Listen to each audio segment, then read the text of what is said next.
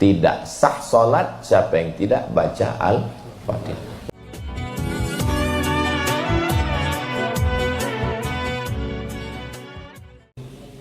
Begitu saya masuk masjid, imamnya Allahu Akbar, ruku.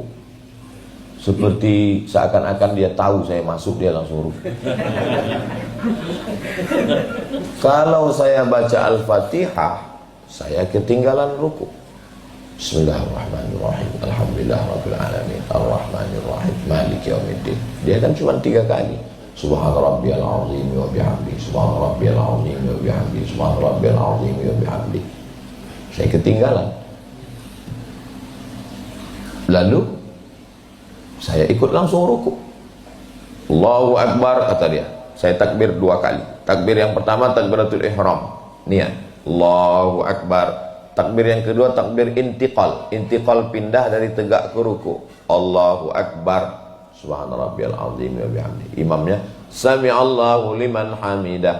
Saya sudah ikut. Apakah itu terhitung dapat 1 rakaat? Iya. Mana dalilnya? Dalilnya hadis Nabi. Man adraka ruku' faqad adraka rakaat.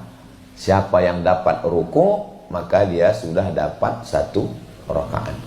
Tapi ada hadis lain. La salata liman lam yaqra' bi Fatihatil kitab. Tidak sah salat siapa yang tidak baca Al-Fatihah. Ustaz kan belum baca Al-Fatihah. Berarti pakai hadis la salata tidak sah salat. Ada hadis lain. Al-imamu junnah. Imam itu penanggung jawab. Fa qiraatul imam qiraatul ma'mum. Maka bacaan Fatihah si imam sudah mengcover, menanggung bacaan makmum. Itulah yang dipakai dalam mazhab Syafi'i. Jadi kalau kita masuk, imamnya ruku, kita ikut ruku.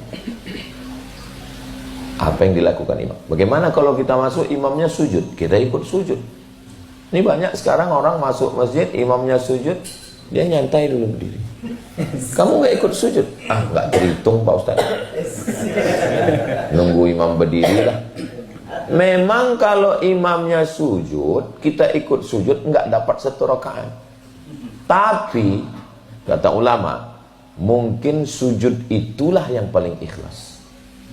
Karena sujud yang lain karena terhitung. Sujud itu kan nggak terhitung. Boleh jadi sujud itulah yang khairum minad dunya wa ma fiha. Lebih baik daripada dunia dan seisinya. Ikuti saja sunnah Nabi SAW. Masuk dalam masjid, imamnya lagi tasyahud akhir, ikut tasyahud akhir. Ah, bagus nunggu makmum yang nanti aja, kami mau sholat kloter kedua. Orang Nabi suruh ikut, imamnya lagi ngapain, ikut. Imam lagi sedang tasyahud akhir, ikut tasyahud akhir. Dia salam, kita berdiri. Ikut sunnah Nabi Muhammad SAW.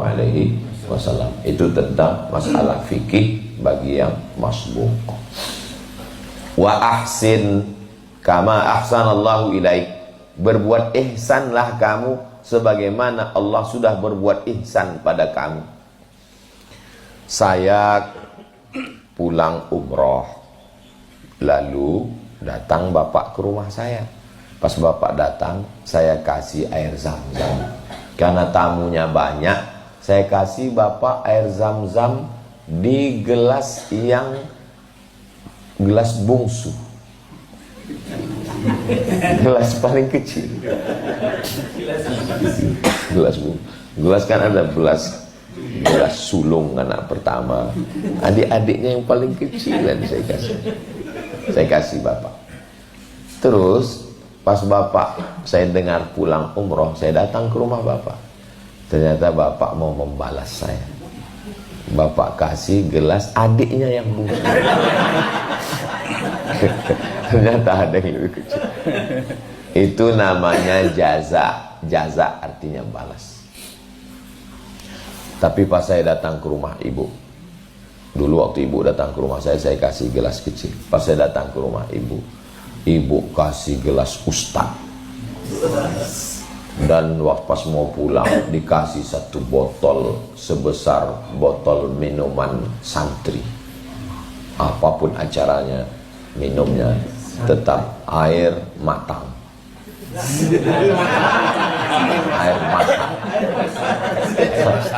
Hanya di pesantren Al-Ikhlas Jenggawa. Kasih 1 botol air masak Jenggawa. Itu namanya ihsan. Kalau ngasih gelas balas gelas namanya jaza, balasan. Setimpal. Kalau bahasa kampung kami, apple to apple. Apel dibalas apel.